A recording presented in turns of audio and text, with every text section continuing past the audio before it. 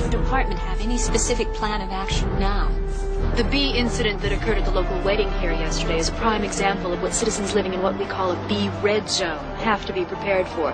Fortunately, the local fire department responded quickly and there were no serious injuries. You mentioned a bee red zone. Had your department designated this town a red zone? Based on my report, we were about to, yes. I'm not going to lie to you. It's shaping up that this valley may have one very serious infestation on their hands. And on this very ground, the tribe was said to worship. That is, they worshipped from below. Only the Toltec sorcerers were actually allowed to stand on the power spot, Totem Hill. Described as 4 tall, powerful, demonic men, they served the god of the nocturnal skies, who symbolized the destructive principles of the universe, the dark powers. A bunch of bull. Well, in other news, trans-channeler Sister Mary Miracle, who claims to host the spirit of deceased rock legend Elvis Presley, stunned the metaphysical industry today by denouncing her manager and brother-in-law, Raymond Denimore, as a thief. Thank you very much. Now, you all know how much I love my mama. I kind of think of all you beautiful people as my own family.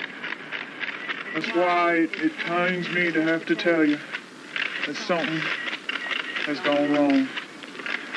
Your kind gifts and love offerings have not been going to support our worldwide outreach program. I have been lining the pockets of Mr. Raymond J. Denimore. Thank you very much.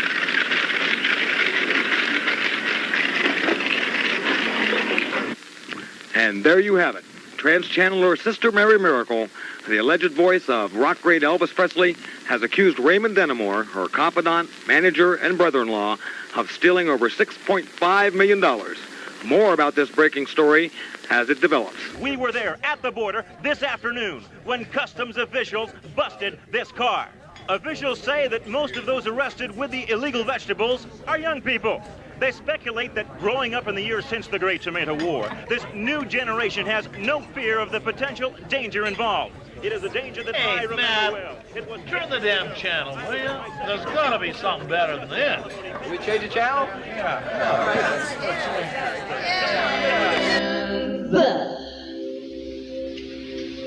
We interrupt this broadcast to bring you a Channel 6 special report. Good evening. I'm Mike Austin, sitting in for Brad Wright, who's on vacation with Tracy Rowlett, and that other guy from Channel 11. Tragedy has come to us once again from the city of Fort Worth.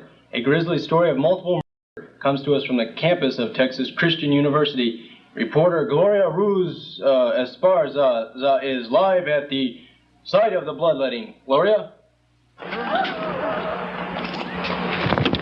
Thank you, Mike. I'm standing in front of Tom Brown Hall, the scene of what authorities are calling the grisliest mass murder in the history of this city. Police estimate that as many as 30 people perished inside these walls last night in what must have been a hellish nightmare. From what we've been able to learn, there seems to have been some kind of horror movie party going on here. From the looks of these kids, looks like they wound up in a horror movie of their own. Most of the bodies were either unidentifiable or their families have not been contacted. Would you still have accepted your mother if you couldn't have changed her back? I understand. You're too emotional to talk right now. Here is the alleged she-wolf. Or is it her wolf? Thanks. And here is the man married to the poor, tormented Mrs. Shaber, father of the terrified and distressed Jennifer Shaber. Tell me, Mr. Shaber, do you feel that this whole incident has bonded you closer to your wife or pulled you further apart? Well, as you can see, the whole family is mortified and speechless. Okay, coming in 3, 2, 1. After a week of testimony, the grand jury returned today a 12-count indictment against prominent attorney and civic leader Charles Monroe. Today's action is the result of a 6-month investigation by the district attorney's office and the FBI into illicit drug traffic. More indictments are expected to be returned tomorrow. We spoke earlier with Judge Edward Barnavay, who will preside in the trials of those indicted. Okay, Walter, if you'll keep rolling, I'll do the close. Coming in 3, 2, 1. According to Judge Barnavay, jury selection could begin as early as next week. For Channel 6 News, this is Zach McKay reporting. Got it? Yeah. Good. Let's get back to the studio. Hey, Zach, what are you doing tonight? Sorry, I have to work.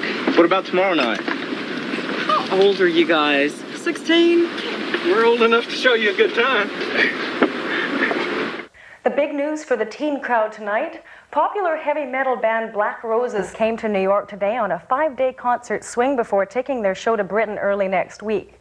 The popular group has sold out Madison Square Garden for every single night in the first week of August, and a record-breaking 500,000 fans are expected to attend. The band's controversial lead singer, Damien, told News 87, "It's always been my dream to play Madison Square Garden. I knew I could count on New Yorkers for their support." And that concludes tonight's entertainment update. See you tomorrow with Evil.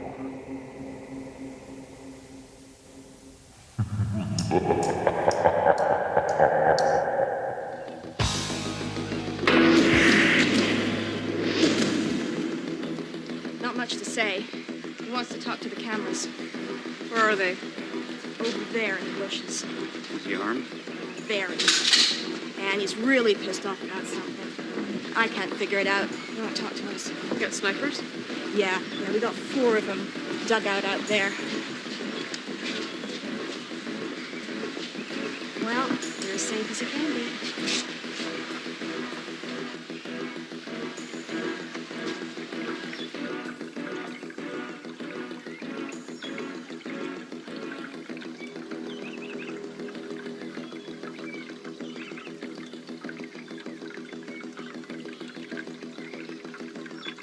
Okay, Mr. Dillon. The cameras are here. You stay right there! You just park right there, lady!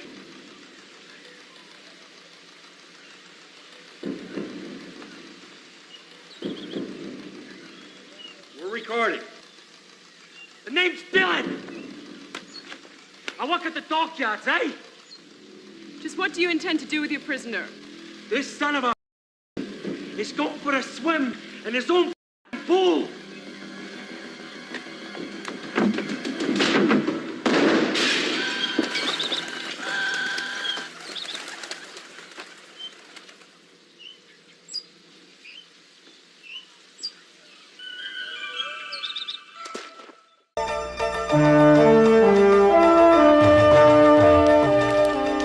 Good evening.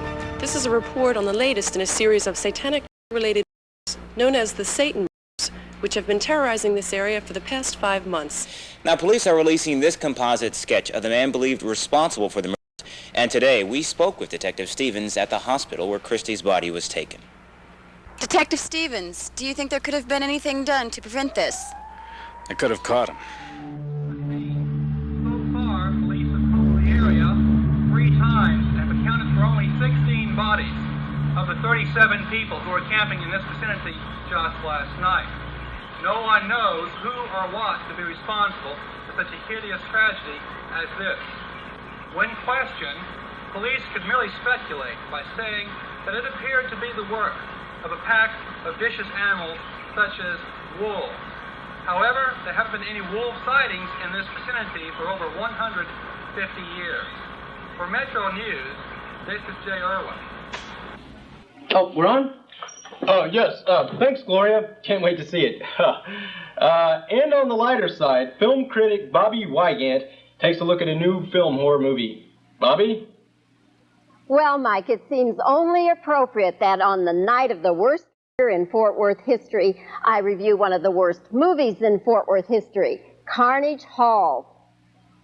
When a maniacal killer goes on a rampage in a dorm full of unsuspecting but definitely deserving victims, the fun begins. Don't trample each other running to the theater to see this one. Absolutely icky. Thanks, Bobby. We'll be looking for more on that at 10. Well, I'll tell you, it might rain. I don't know. It might be sunny, maybe cloudy. I'll tell you, bring a coat. Couldn't hurt. Thank you, Grace, for another in-depth weather report. You don't have to get testy about it. You know so much about the weather you predict. Now, girls, I don't think Margie was being testy. Yes, she was. Margie was being testy. Yes, there you go. Grace, Margie, you will never guess what happened today. Walter Chamberlain here in Philadelphia, where a guerrilla force from Mars launched an invasion last night.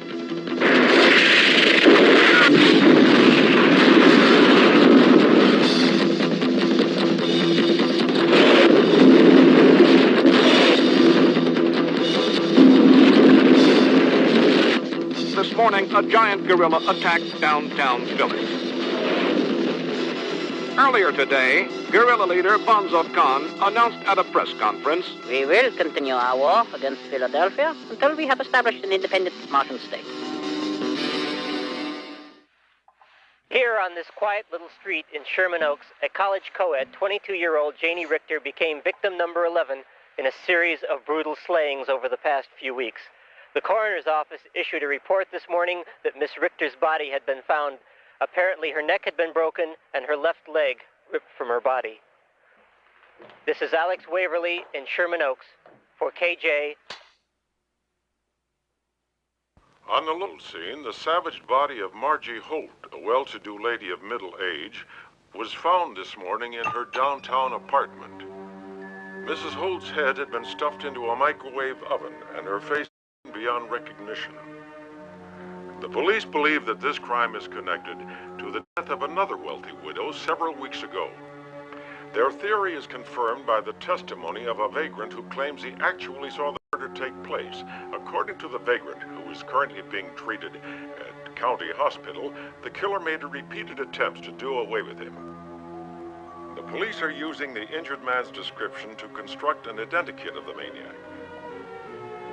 Contradictory elements in the information provided by the vagrant witness have made it impossible for the police to make a detailed identikit of the murderer.